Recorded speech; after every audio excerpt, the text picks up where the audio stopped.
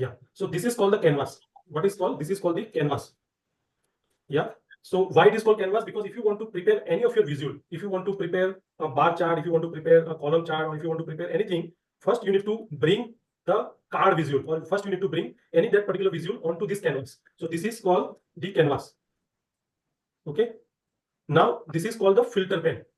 This is called filter pen. Now how to use filter pen, where to filter, what to filter, that we will go in the detail and I will explain you that part. Right now just understand the entire interface. The second is a visualization pane. This is the most important pane because these 24 available. Now you can see these are the 24 different visuals. So there is a stack bar chart, there is a stack column chart, then there is a cluster column chart. So all of those things, you can see the line chart, you can see the map chart, you can see the pie chart, as well as this is the donut chart. And also it has got a 1, 2, 3. This is called the card visual. So anything that you want to bring onto the canvas, you can first bring the card visual, and then on top of it, you can build upon that. But I'll show you that.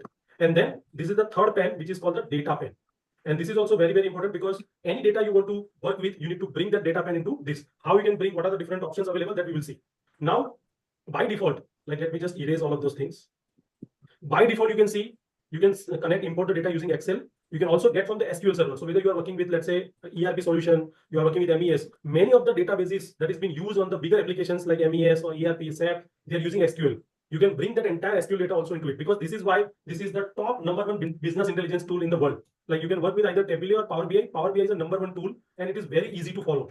Now, this is the second way you can bring the data. The third is either you can paste the data. So if you have, let's say, some data, you can paste it, or you can use the sample data. And there are so many other ways. You can also, let's say, go to, let's say, home, and you can find out, get the data using different ways. Like you can get the CSV file, you can get a SQL server, data flows, wave, blank query, Power BI semantic model. So there are so many other tools. In our entire session, we'll be working with Excel, and you can expand later on to use maybe CSV, maybe SQL. That entire part you can explore as and when you require to. It's just the data that we need to bring it and then start making the entire, let's say, visuals. Okay, so this is